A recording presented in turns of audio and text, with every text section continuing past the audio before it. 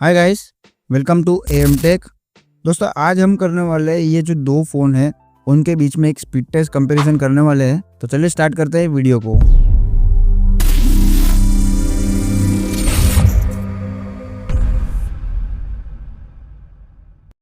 Speed test start करने से पहले दोनों ही फ़ोन में कौन से प्रोसेसर लगे हुए हैं वो हम देख लेते हैं।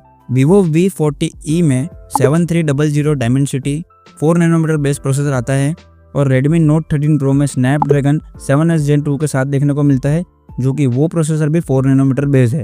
दोनों ही प्रोसेसर के antutu कंपेयर करें तो 7300 यहाँ पर थोड़ा ज़्यादा आता है, 6.5 लाख के करीब स्कोर मिलता है और स्नैपड्रैगन का antutu स्कोर देखें तो 5,80,000 के करीब आते हैं यहाँ पर स्कोर।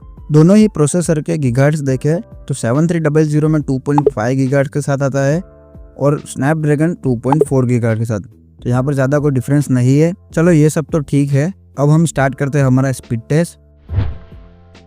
स्पीड टेस्ट स्टार्ट करने से पहले मैं आपको बता दूं, दोनों ही फ़ोन में जो कनेक्टिविटी है वो सेम वाईफाई के साथ की गई है ताकि हमें रिजल्ट एक्यूरेट मिले।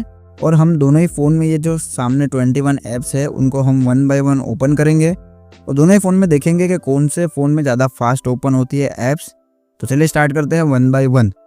और हाँ दोस्तों, अगर वीडियो अच्छी लगे तो वीडियो को लाइक ज़रूर करना और शेयर करना और हमारे चैनल एम टेक को सब्सक्राइब भी ज़रूर करना, क्योंकि मैं ऐसे ही वीडियो लाते रहता हूँ आपके लिए, ताकि आप एक फ़ोन परचेस करने से पहले एक अच्छा डिसीजन ले सकें।